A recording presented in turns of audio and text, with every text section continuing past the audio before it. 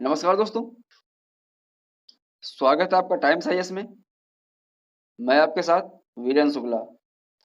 दोस्तों, हम सामान्य अध्ययन के आधुनिक भारत के इतिहास के साथ अपना सेशन चला रहे हैं। तो आज हम उसी कड़ी में एक नया लेक्चर डील करेंगे। आधुनिक भारत का इतिहास जनरल स्टडी के पॉइंट ऑफ व्यू से, सामान्य अध्ययन के पॉइंट ऑफ व्यू से हम आधुनिक भारत का इतिहास डील करेंगे। पुर्तगालियों का भारत आगमन का हमारा सेशन चल रहा है। तो आज का हमारा टॉपिक है, जो कि पहले से ही चल रहा है, functions and activities of Portuguese. कि पुर्तगाली हमारे देश में आए तो उनके क्रियाकलाप क्या थे, क्या उनके फंक्शंस थे, क्या एक्टिविटीज थी। पिछले लेक्चर में हमने फ्रांसिस्को द अल्मीडा का पूरा सिस्टम डील किया था, उसके काम, उसके चैलेंज, उसका एम्स, उसका इंस्ट्रक्शन, उसका पॉलिसी, उसका विजन, सारा कुछ हमने पिछले लेक्चर में बात किया था। आज हम डील करेंगे पुर्तगालियों के भारत आगमन में पोर्तुगीज में अल्फांसो डी एल्बुकर्क।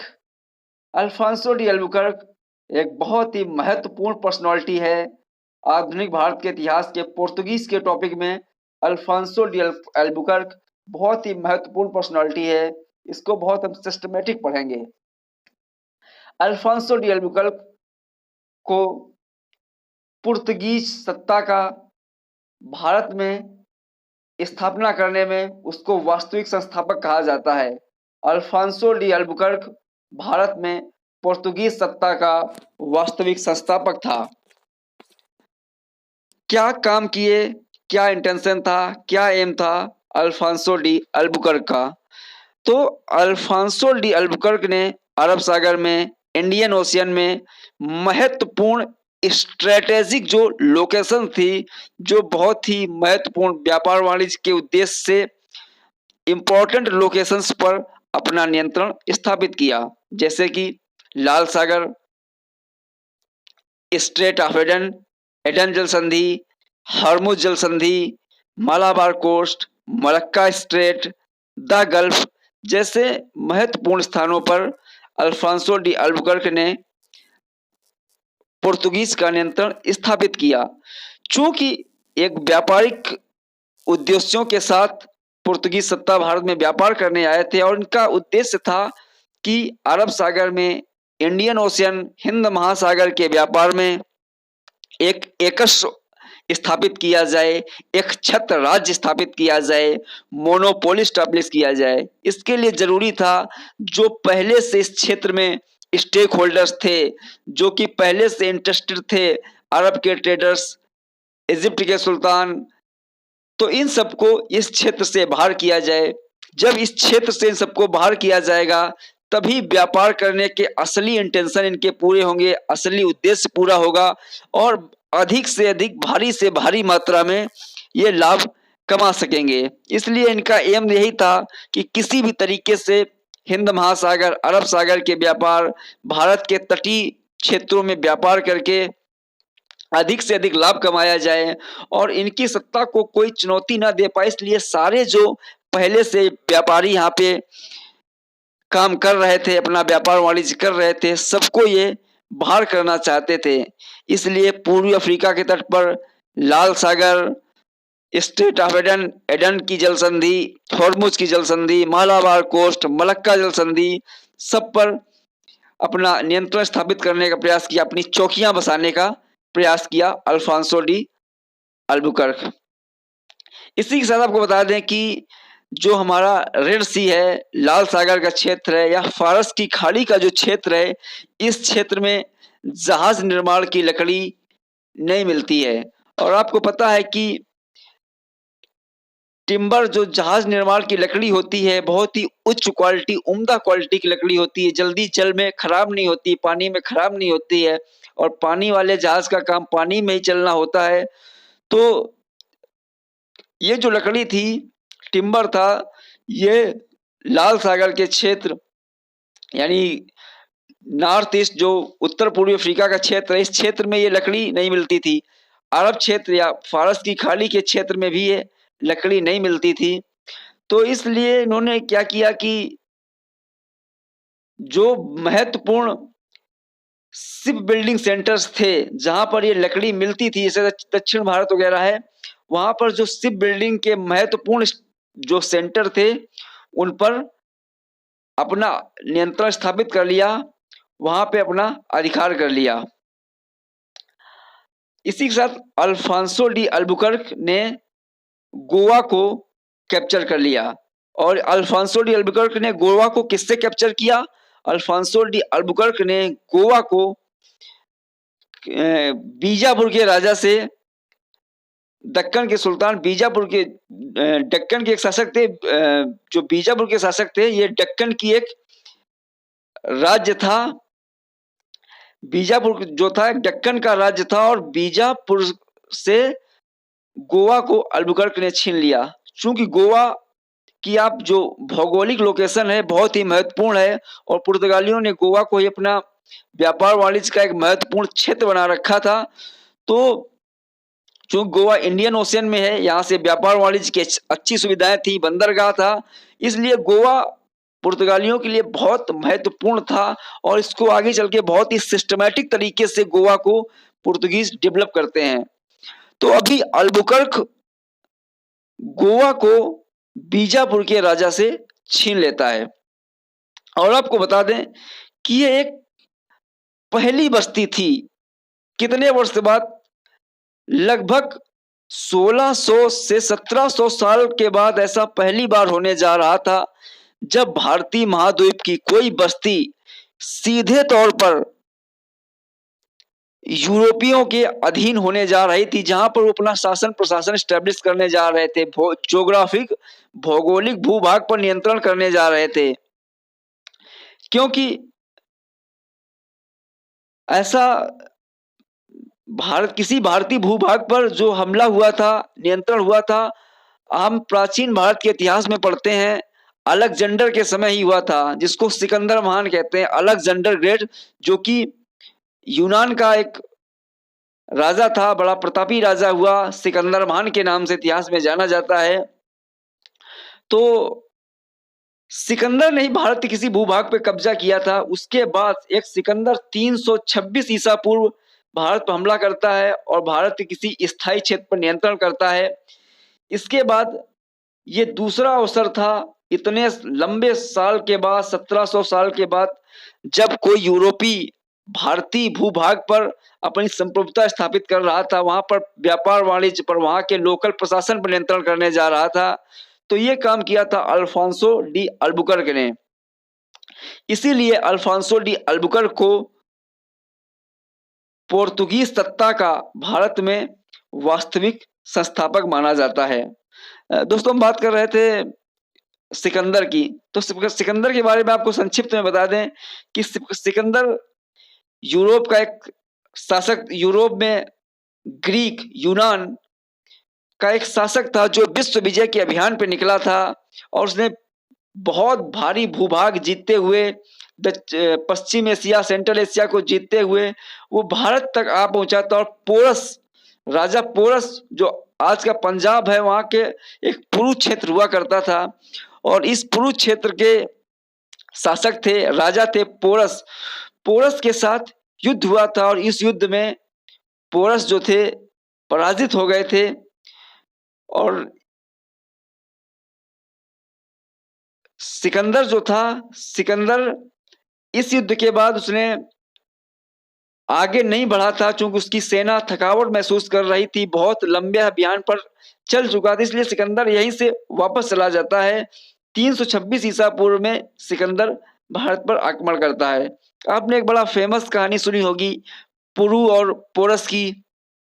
पुरु का राजा पोरस जब पराजित हो जाता है, सिकंदर उसको कहते हैं, अपने दूत भेजते हैं सिकंदर पोरस के यहाँ कि हमें आत्मसमर्पण, राजा पोरस हमारे सामने आत्मसमर्पण कर दें। अपनी उपलब्धियां बताते हैं कि वो इस अभियान पे निकले हैं, इतने युद्ध जीत चुके हैं। जब सिकंदर का दूत पोरस के पास जाता है, उन्हें युद्ध का आमंत्रण देता है और अपनी उपलब्धियां बताता है, कहता है आप हमारे राजा के सामने, शासक के सामने समर्पण कर दो।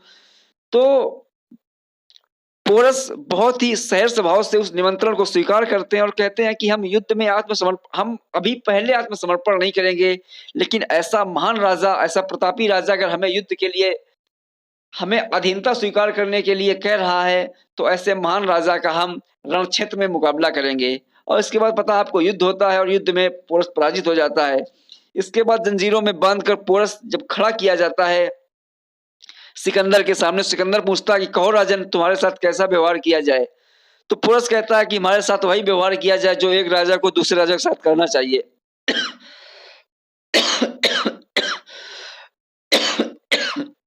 सॉरी।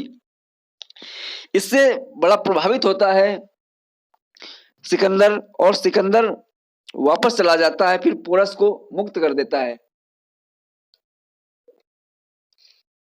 उस समय उत्तर भारत में घनानंद वंश का जो आखिरी शासक था, घनानंद का शासन हुआ करता था। तो ये अल्फांसो डी अल्बुकर्क सिकंदर के बाद पहला ऐसा शासक था, यूरोपीय शासक था, जिसने भारत पर नियंत्रण स्थापित किया था, भारतीय भूभाग पर।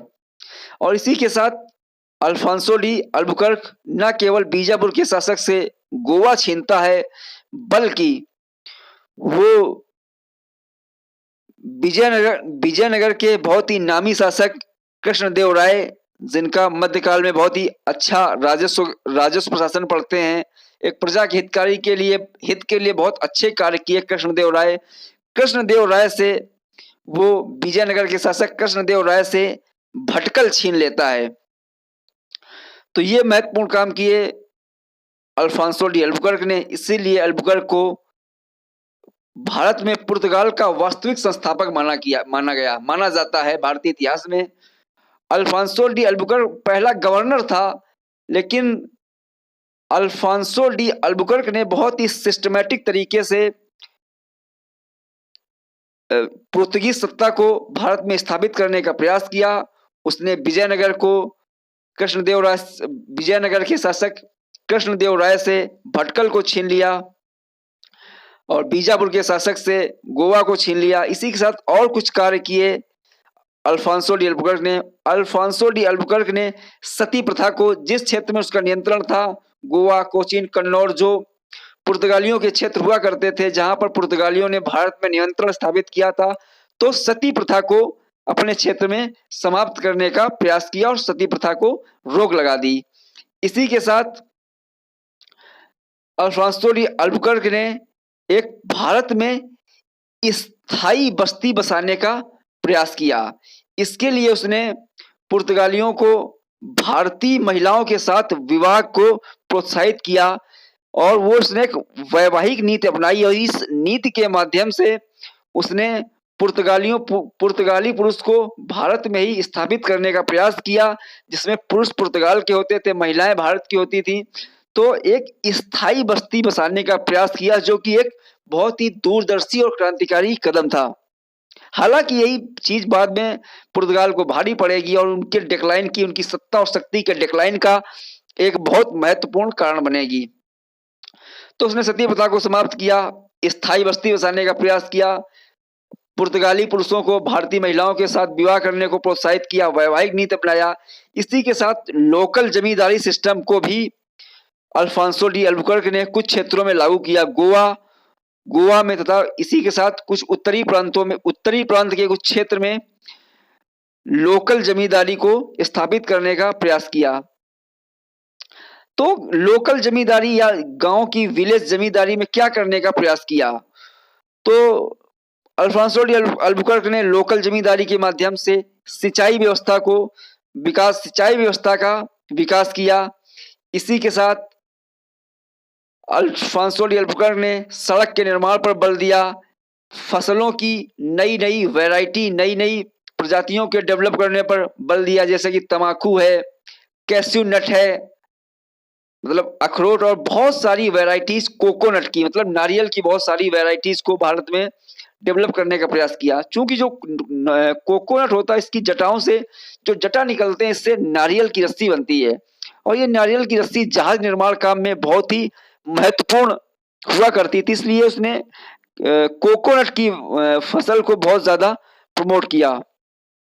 इसके साथ अल्फांसो अल्बुकर्क ने गोवा और कोचीन में ट्रेडर्स की बस्ती बसाने के साथ आर्टिजन्स कारीगरों को, शिल्पकारों को, हथकरघा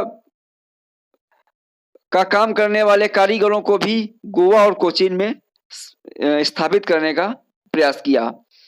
तो पुर्तगालियों के भारत आगमन में हमने देखा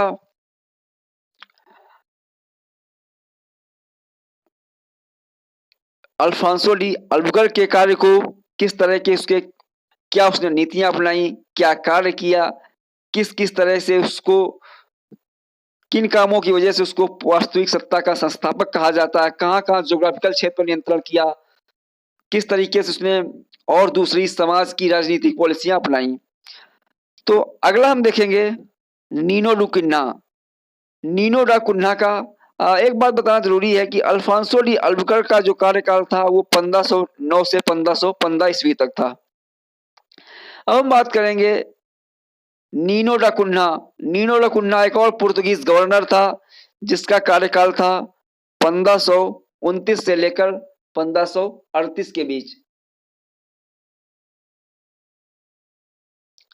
नीनो डी कुन्हा ने अपना जो हेडक्वार्टर है वो कोचीन से गोवा को शिफ्ट कर दिया। हालांकि अल्फांसो डी अल्बुकर्क ने जब से गोवा का अधिग्रहण किया था, गोवा पे कब्जा किया था, तो उनके व्यापार वाणिज्य का एक बहुत ही महत्वपूर्ण क्षेत्र, बहुत ही इंपॉर्टेंट क्षेत्र बन के उभरा था गोवा, क्योंकि प्राकृतिक बंदरगाह था और वहां स्थायी बस्ती बसाई थी। लेकिन अभी तक जो हेडक्वार्टर था पुर्तगालियों का वो कोचीन ही हुआ करता था। तो नीनो डा कुन्हा का कार्यकाल जो 1529 से 38 के बीच उसने जो अपना कार्य, यहाँ शिफ्टर लिख गया, शिफ्टेड होना चाहिए, कि अपना जो हेडक्वार्टर था पुर्तगाल का, पुर्तगीज सत्ता का हेडक्वार्टर था जो, वो कोचीन के बजाय गोवा में शिफ्ट कर दिया। इसी के साथ जो गुजरात के शासक थे बहादुर शाह, गुजरात के शासक हुआ करते थे उस समय बहादुर शाह की नीनो डी कुन्हा ने मदद की, क्योंकि इस समय मुगल सत्ता, केंद्रीय मुगल सत्ता के शासक थे हुमायूं, और हुमायूं ने उस पर चढ़ाई कर दी थी गुजरात के ऊपर। इस समय गुजरात का शासक बहादुर शाह पुर्तगाल से मदद मांगता है और पुर्तगाल उसकी मदद करता भी है। लेकिन कुछ समय के बाद हुमायूं अपना बेड़ा वहां से उठा लेते हैं, हुमायूं वापस चले जाते हैं। इसके बदले बहादुर शाह ने अरब सागर में बसीन आइलैंड, बसीन द्वीप को पुर्तगीज को सौंप दिया। हुमायूं ने जो बहादुर शाह पे चढ़ाई की थी, इस चढ़ाई में बहादुर शाह ने पुर्तगालियों से मदद मांगी थी, नीनो डा कुन्हा ने यह मदद पहुंचाई थी। तो इस मदद के बदले, एक एहसान के बदले, नीनो डा कुन्हा को गुजरात के शासक बहादुर शाह ने गुजरात के शासक बहादुर शाह ने बसीन आइलैंड, बसीन द्वीप को उनको सुपुर्द कर दिया। इसी के साथ परिणाम क्या हुआ फिर, जो ये दोस्ती थी नीनो डा कुन्हा की और गुजरात के शासक बहादुर शाह की, तो जब हुमायूं अपना बेड़ा वापस खींच लेते हैं 1536 में, हुमायूं वहां से अपना बेड़ा खींच लेते हैं, तो जो रिलेशन है पुर्तगालियों और इनके बीच, इसके बाद 1536 के बाद धीरे धीरे पुर्तगालियों और बहादुर शाह जफर के रिश्ते जो हैं तनाव युक्त होने लगते हैं। इस तनाव से निपटने के लिए दोनों तरफ से प्रयास किए जाते हैं, हल नहीं होता है। इसके बाद पुर्तगालियों ने बहादुर शाह को अपने रास्ते से हटाने का एक खेल खेला और एक षड्यंत्र रचा, एक कॉन्स्पिरेसी का प्लान किया गया और बहादुर शाह को, जो गुजरात के शासक थे, बहादुर शाह को एक नेगोशिएशन के लिए बुलाया गया, सुलह समाधान के लिए, बातचीत के लिए, डिबेट के लिए, वार्ता के लिए, संधि के लिए बुलाया गया। चूंकि बुलाया नहीं गया था, एक षड्यंत्र था और इस षड्यंत्र में बहादुर शाह आसानी से फंस गए। इनको अरब सागर में एक जहाज पे बुलाया गया था, एक नेवल शिप पर पानी वाले जहाज पे बुलाया गया था बातचीत करने, लेकिन बातचीत की जगह वहां पर इनका कत्ल कर दिया गया, मर्डर कर दिया गया।